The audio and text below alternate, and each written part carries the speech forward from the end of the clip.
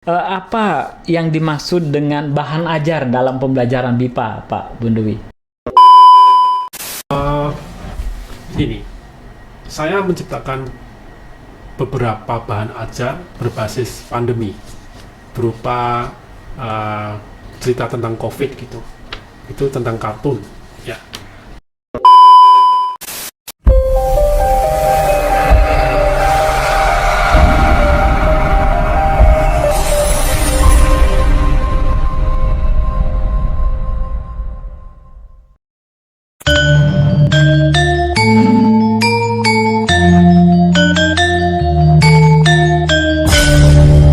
Balai Bahasa Provinsi Bali melayani dengan cinta. Salam bahasa.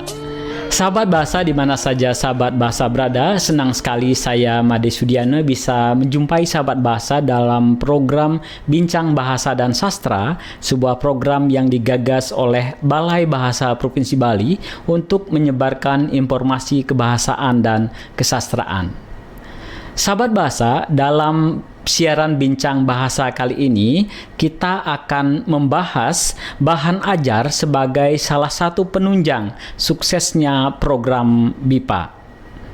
Pada kesempatan ini, kami sudah mengundang Bapak Muhammad Bondowi. Beliau adalah pegiat BIPA dan sebagai seorang kurator seni di Museum Rudane, yang juga sebagai pengembang bahan ajar BIPA berbasis budaya.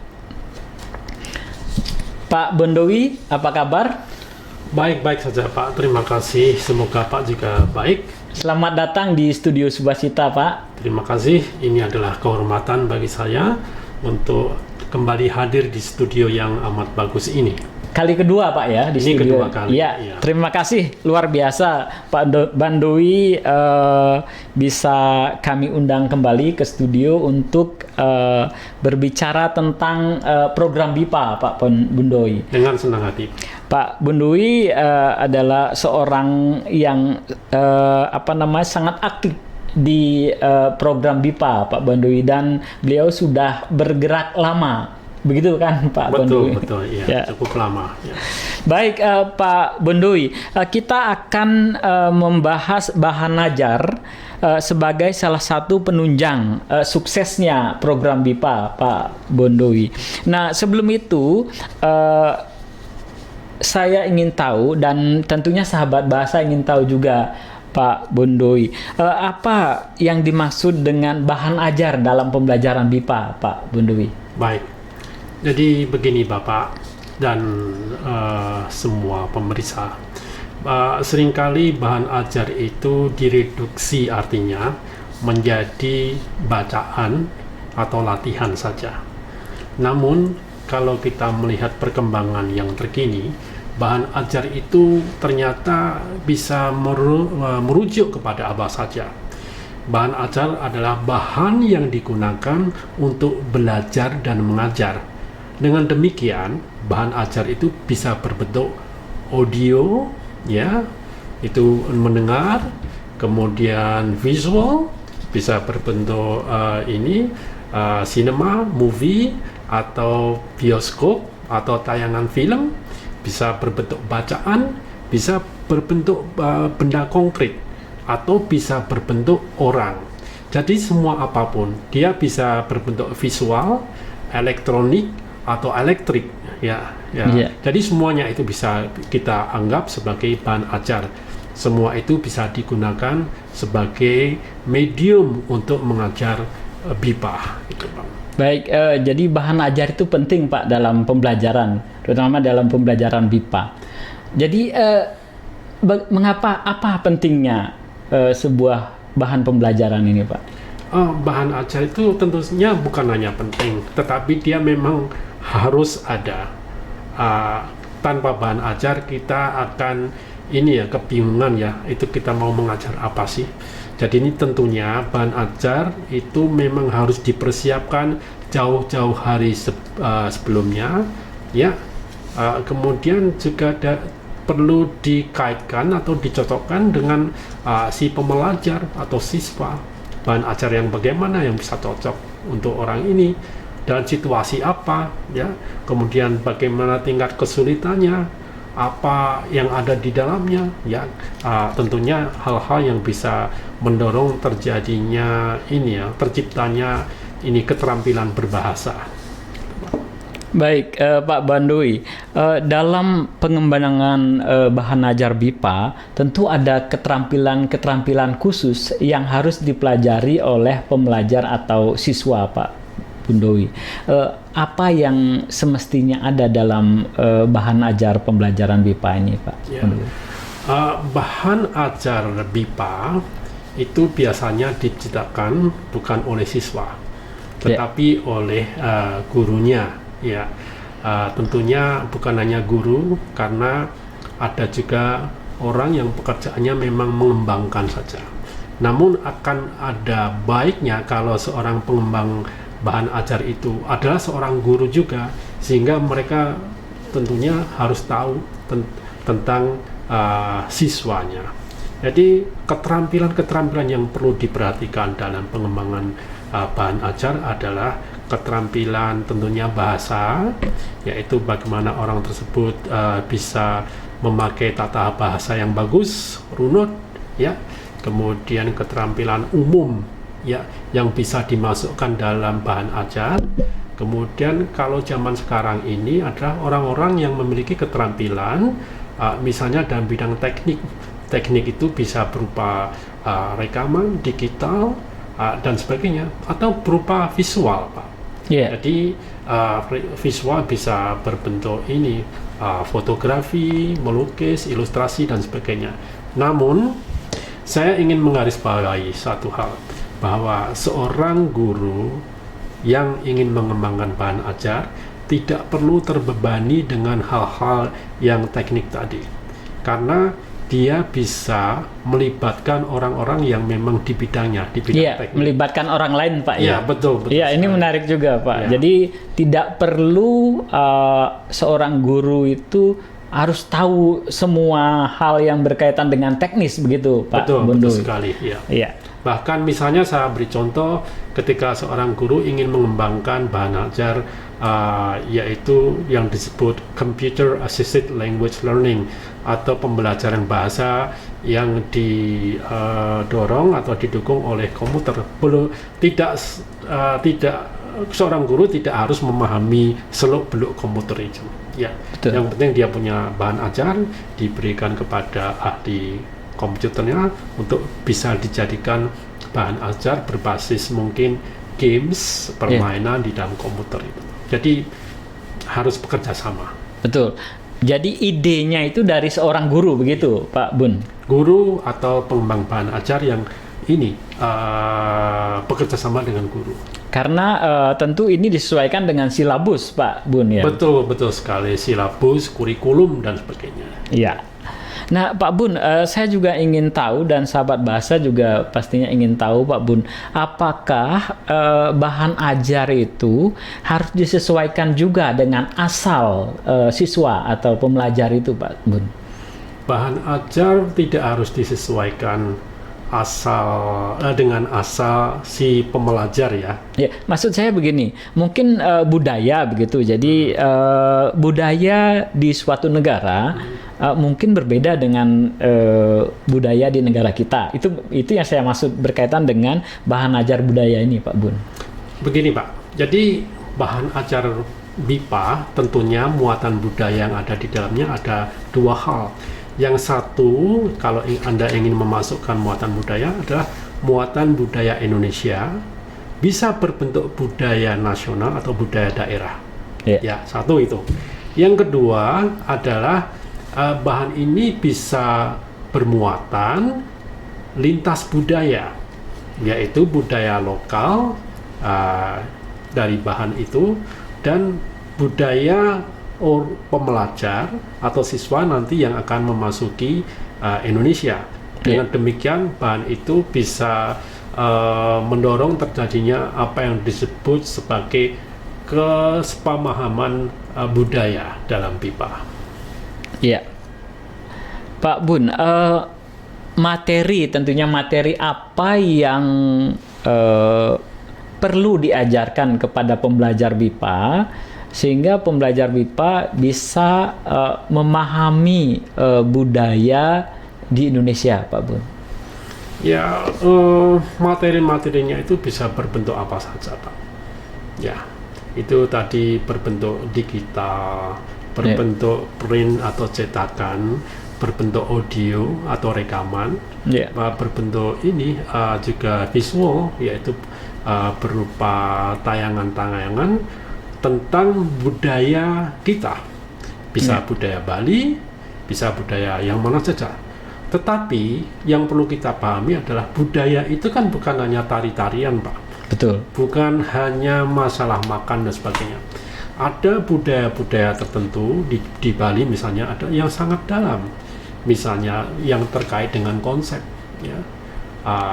Misalnya di Bali ini amat luas, tapi yang dipahami seringkali di Bali adalah budaya ini kalau kita tari begitu, Pak, ya? Iya, tari, kemudian festival dan sebagainya. Betul. Itu pada dalamnya luas sekali. Ya, yang mungkin menurut Pak Bondowi yang perlu disampaikan yang selain tari-tarian apa kira-kira itu, Pak Bondowi? Selain tari-tarian tentunya adalah bagaimana cara hidup orang Bali, pandangan orang Bali terhadap kosmologi, ya, pandangan orang Bali terhadap religi mereka, bagaimana orang Bali itu sambutannya kepada orang Bali, orang asing dan sebagainya itu. Jadi hal-hal itu yang perlu diperhatikan, Pak. Iya. Pak Bondowi, berkaitan dengan bahan ajar, Bondowi, tentu ini dikaitkan juga dengan karakteristik pembelajar atau siswa BIPA itu. Bagaimana hubungan antara bahan ajar dengan karakteristik pembelajar atau siswa BIPA ini, Pak Bondowi? Ya, tentunya kita perlu melihat dulu apa sih yang disebut karakteristik pembelajar BIPA itu. Iya. Ya. Karakteristik pembelajar BIPA itu macam-macam, Pak. Ada pembelajar itu yang memang sangat suka misalnya membaca, ada yang suka menulis, mereka memiliki ketertarikan dalam satu keterampilan berbahasa itu. Namun ada siswa yang memang sangat ingin belajar tentang bicara saja, ya. Tapi ada pembelajar yang memang ingin memahami konteks keindonesiaan itu dengan cara menyimak siaran TV, berita dan sebagainya. Jadi kita bisa melihat bahwa ada spektrum karakteristik dari pembelajar BIPA tergantung tingkatnya, Pak. Berarti luas sekali, Pak, ya? Amat luas sekali. Nah, kalau kita amati itu kan luas, Pak. Kalau bisa Bapak berikan tahapan-tahapan atau hal-hal yang pokok-pokok, bagaimana, Pak? Maksudnya gini, Pak? Misalnya kalau karakteristik itu sebagai bahan untuk diajarkan ke siswa BIPA, bagaimana Bapak memberi tahapan-tahapan untuk pembelajaran, itu maksud saya. Oh iya, ya, baik. Begini, Pak, ketika saya berpikir bahwa saya harus menciptakan bahan ajar untuk misalnya siswa yang mungkin masih muda, ya, baik di sekolah, ya, usia sekolah SMP, SD, SMA dan sebagainya. Untuk siswa-siswa tersebut, saya sering menggunakan hal-hal yang berbentuk visual, yaitu apakah itu bentuk ilustrasi atau berbentuk foto, ya. Dan itu karena Pak, ya, tingkat konsentrasi anak-anak untuk belajar dengan tulisan-tulisan itu pendek saja. Yeah. Jadi kita harus lihat itu.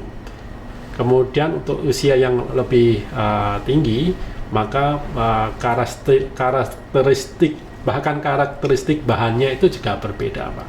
Jadi ini perlu memerlukan misalnya bahan-bahan yang bisa menstimulasi orang untuk berpikir untuk menggunakan bahan tersebut.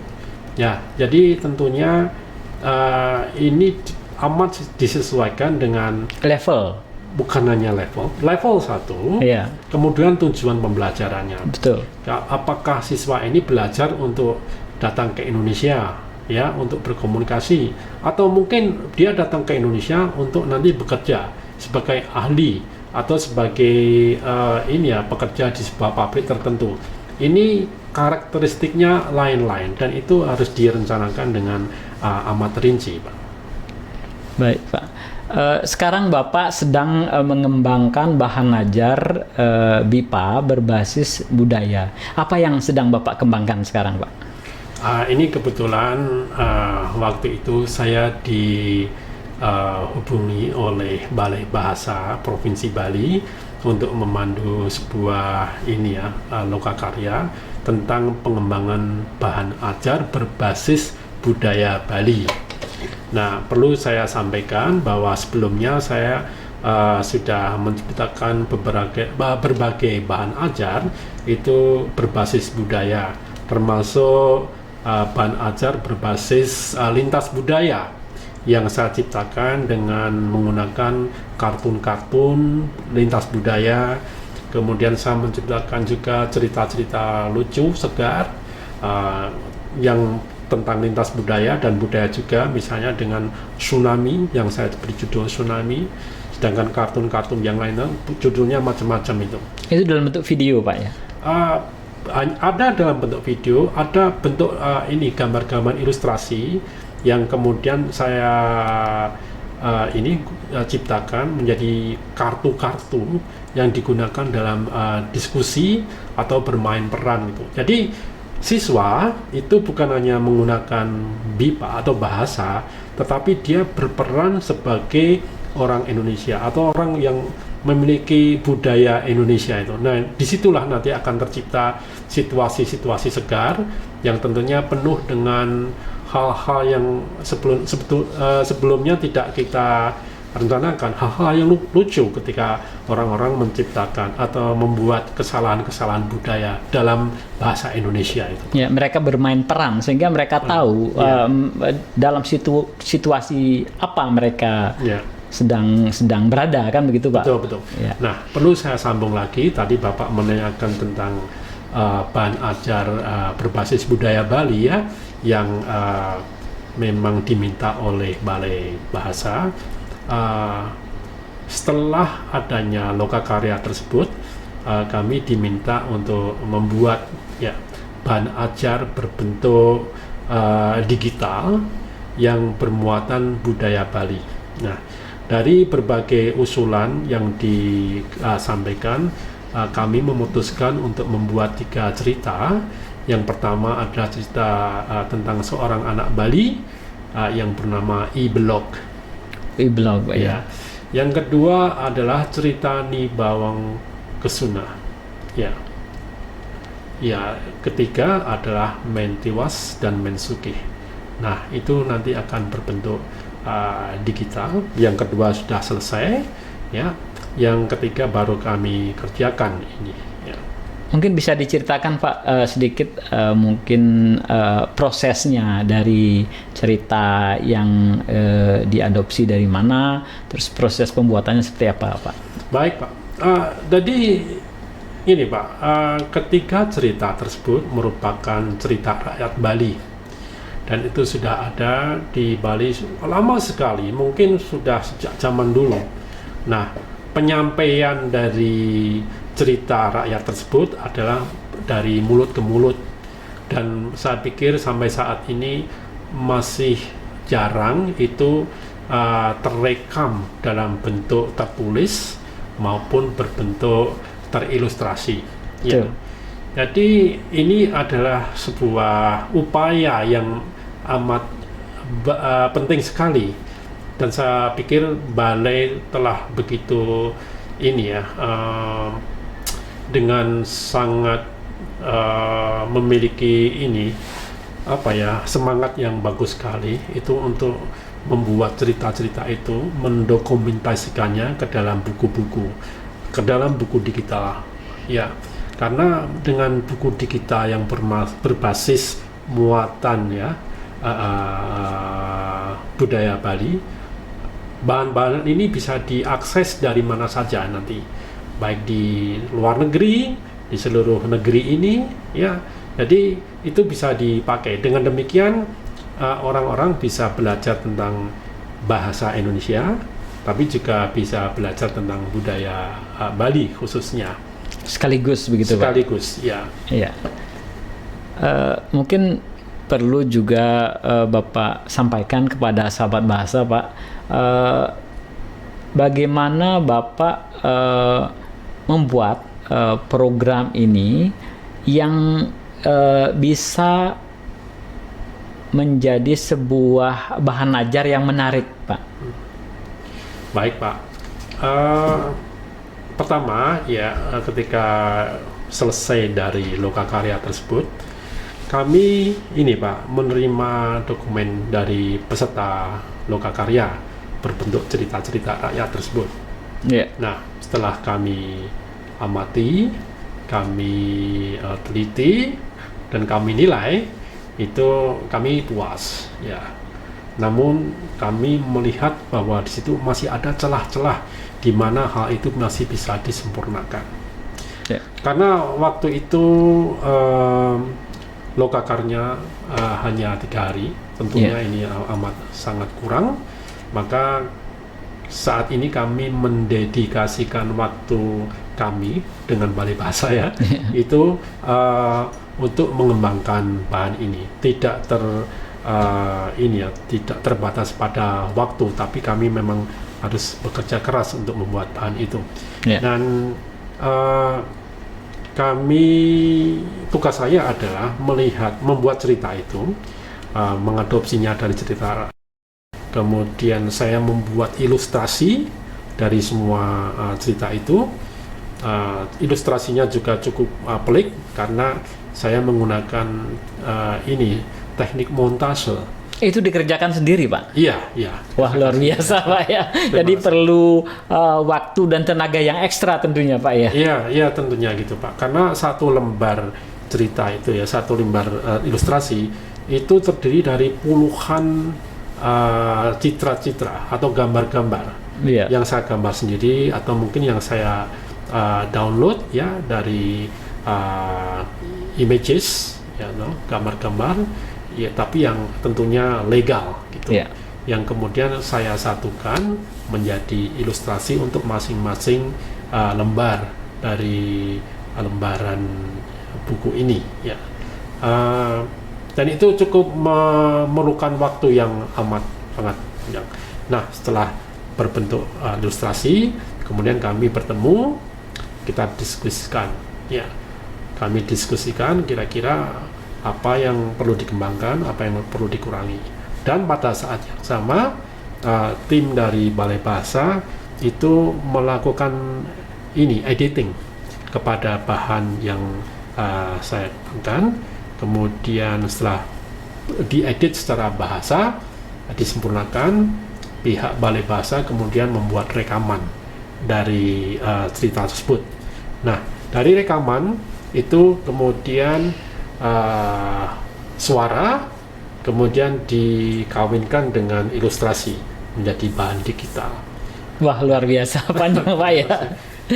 Sahabat bahasa, perlu juga saya sampaikan bahwa Pak Bondowi adalah seorang fotografer juga, Pak ya. Pak Bondowi juga memanfaatkan karya-karya beliau untuk menjadi ilustrasi. Betul. Mungkin perlu dijelaskan sedikit, Bapak, bagaimana menggunakan foto karya Bapak sebagai ilustrasi dalam video itu, Pak. Baik, misalnya begini, Pak, saya ini kemana-mana selalu membawa kamera.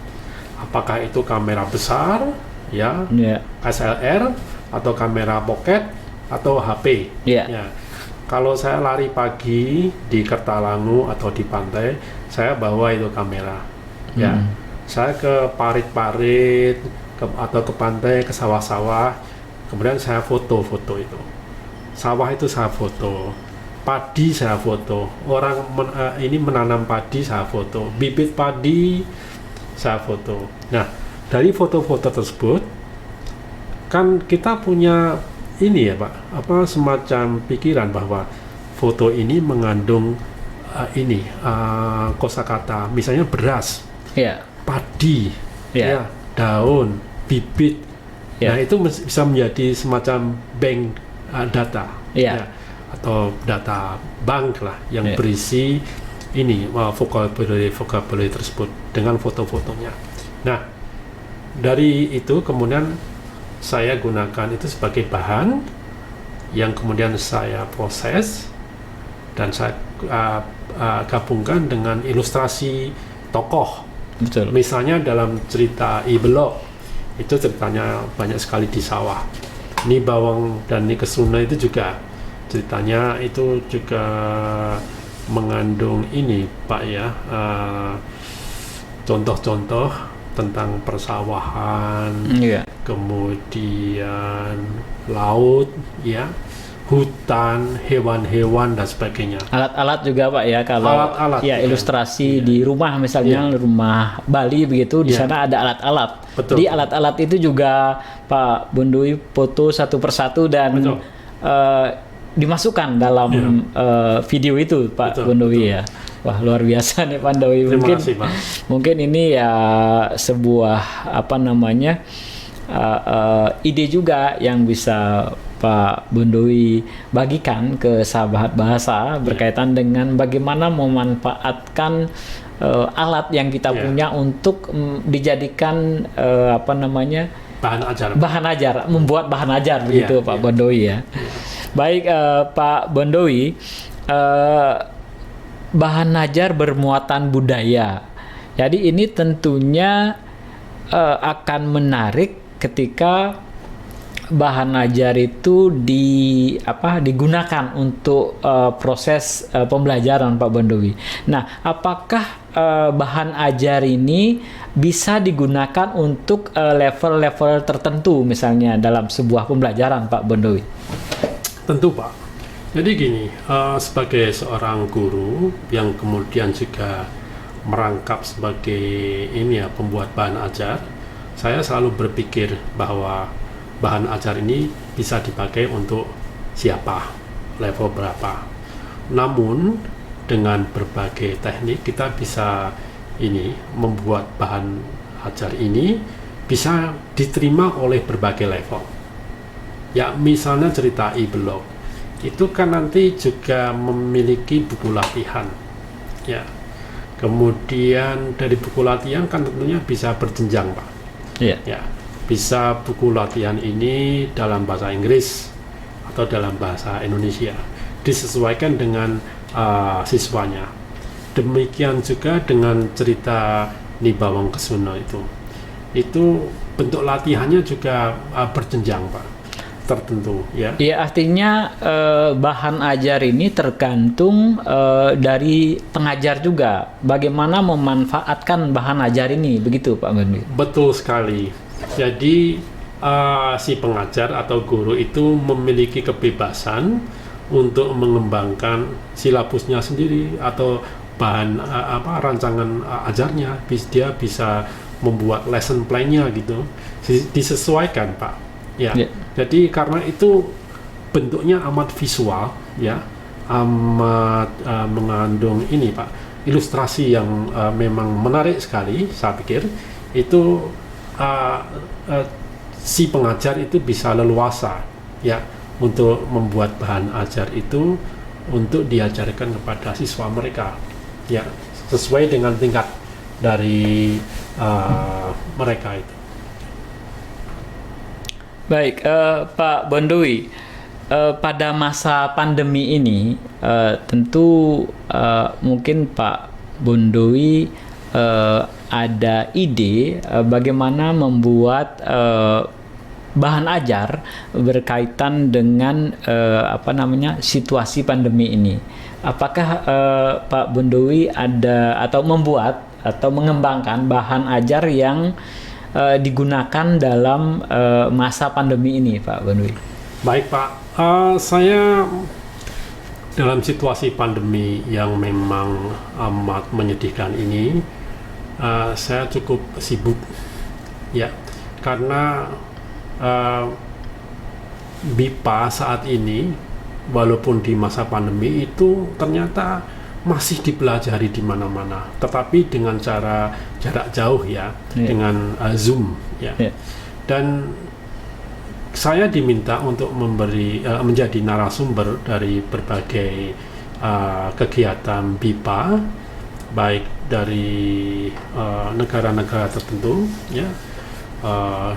Demikian juga dengan badan bahasa yang meminta saya untuk menjadi pemandu dalam kegiatan Zoom. Sudah banyak berbagai negara, mulai dari Mesir, Eropa, dari negara, kemudian Australia, Papua New Guinea, banyak sekali, Pak. Ya, ini saya menciptakan beberapa bahan ajar berbasis pandemi, berupa cerita tentang COVID gitu, itu tentang kartun, ya. Dan ini saya pikir cukup menyegarkan karena di situ kami juga bisa memasukkan unsur-unsur progres, ya. Jadi bahan ajar BIPA bermuatan lintas budaya, juga bermuatan tentang pemahaman pandemi dan protokol kesehatan gitu. Jadi saya pikir inilah yang mungkin bisa kita kembangkan. Dan itu bisa diakses di mana-mana, bisa diminta oleh berbagai badan bahasa, berbagai organisasi bahasa yang mengajarkan BIPA di mana saja. Baik, Pak, menarik. Selanjutnya, Pak, apa harapan Bapak berkaitan dengan bahan ajar berbasis BIPA ini, pengembangannya terutama, Pak? Harapan saya adalah bahwa coba mari kita dalam situasi yang memang masih memprihatinkan ini, untuk tidak terlarut-larut atau berlarut-larut tenggelam dalam situasi yang ini, ya, memang belum pulih. Saya pikir kita semua, saya, Bapak, dan para pemirsa itu bisa meluangkan waktu untuk mengembangkan bahan ajar, atau mungkin berpikir atau mengumpulkan bahan ajar, ya, tentang BIPA yang akan bisa digunakan oleh mereka ketika mungkin situasinya akan lebih membaik. Namun yang perlu saya garis bawahi adalah bahwa pandemi ini telah mengubah semuanya, ya, profil dari pembelajaran bahasa khususnya BIPA itu juga sudah berubah sama sekali. Karena kalau dulu itu kita itu belajar itu harus tatap muka, sekarang belajar ini bisa bertatap komputer gitu, atau bisa melihat bertatap maya, bertatap maya, bisa melihat gadget dan sebagainya. Nah, itu yang perlu kita pikirkan, ya, bahan-bahan yang ini ramah dengan gadget, bahan-bahan yang ramah dengan hal-hal yang tidak tersambung dengan kabel ini, Pak. Ya, betul. Jadi dengan kemampuan pengajar yang, ya, siapa yang tidak familiar dengan smartphone misalnya, begitu, Pak, ya, telepon pintar dan alat-alat yang lain yang itu, dengan memanfaatkan yang kita punya, ya, ini mungkin bisa membuat bahan ajar yang menarik tentunya, Bapak. Iya, itu harapan kita, Pak, ya. Ya, harapan kita bersama, ya. Jadi bahan ajar tidak harus dengan dengan mahal. Betul, begitu, ya. Iya. Jadi apa yang kita punya bisa kita manfaatkan untuk membuat atau mengembangkan bahan ajar gitu. Betul sekali, Pak. Ya, ya. Ya, ya. Baik, Bapak, yang terakhir, Pak, pernyataan atau statement, Pak, yang terakhir, apa yang ingin Pak sampaikan berkaitan dengan bahan ajar BIPA ini, Pak, berbasis budaya? Baik, saya ingin menyampaikan bahwa saya, Balai Bahasa itu ada di Bali dan itu bisa diakses ya oleh siapa saja dari seluruh dunia. Ketika mereka ingin menghubungi kami dan ingin mungkin berdiskusi atau ingin meminta opini ya, kami siap ya, dan kami siap untuk membantu mereka untuk mengembangkan bahan ajar mereka itu. Oh ya, sahabat bahasa, Pak Bondowi bukan orang Bali, Pak Bondowi ya? Betul, Pak. Asalnya dari mana, Pak? Asal saya dari Salatiga di Jawa Tengah, Pak. Salatiga, tetapi sangat perhatian dengan budaya Bali dan pengembangan bahan ajar berbudaya Bali ini, Pak. Salut. Saya Pak secara pribadi salut. Dan mengapa Bapak ini ingin mengembangkan ini, Pak? Begini, Pak, saya masuk Bali itu mungkin sekitar tahun 1997 ya. Wah, sudah lumayan lama, Pak ya. Dan saya pikir saya sudah juga cukup banyak menerima banyak dari Bali ini. Manfaat begitu ya, Pak ya. Ya. Makanya ini adalah salah satu bentuk terima kasih saya kepada Bali. Wah, luar biasa, Pak. Terima kasih, Pak. Bali ya, semuanya kepada Bali, Pak. Jadi Pak Bondowi ini sudah lebih Bali dari kami. Oh, tidak, Pak. Mungkin perlu saya sampaikan ada satu kata. Bali itu ya bisa berupa singkatan. Apa itu, Pak? Beautiful, amazing, loving Indonesia. Wow. Luar biasa, Pak. Di Bali adalah bagian dari Indonesia yang memang amat luar biasa, ya, indah, amazing, ya, mengagumkan, loving, orangnya itu betul mencintai sesama. Kita harus juga balik mencintai Bali. Ya. Luar biasa, Pak Bondowi. Terima kasih Pak Bondowi atas kehadiran di studio Subasita. Karena waktu kita terbatas, Pak Bondowi. Kita harus mengakhiri bincang-bincang kita yang sangat menarik ini, Pak Bondowi. Mudah-mudahan Pak Bondowi berkenan nanti kalau kami undang kembali ke studio Subasita, tentunya dengan topik-topik yang lain, Pak Bondowi. Terima kasih, Pak. Kehormatan bagi saya, Pak. Ya, terima kasih. Terima kasih. Baik, sahabat bahasa, sangat menarik apa yang kita perbincangkan pada kesempatan kali ini, yaitu program pengajaran BIPA, bahan ajar sebagai salah satu penunjang yang sangat penting dalam pembelajaran BIPA. Baik sahabat bahasa, demikian tadi perbincangan kita. Semoga apa yang kita perbincangkan bermanfaat bagi sahabat bahasa, dan kita akan bertemu kembali dalam kesempatan yang lain. Salam bahasa. Salam bahasa. Untuk kita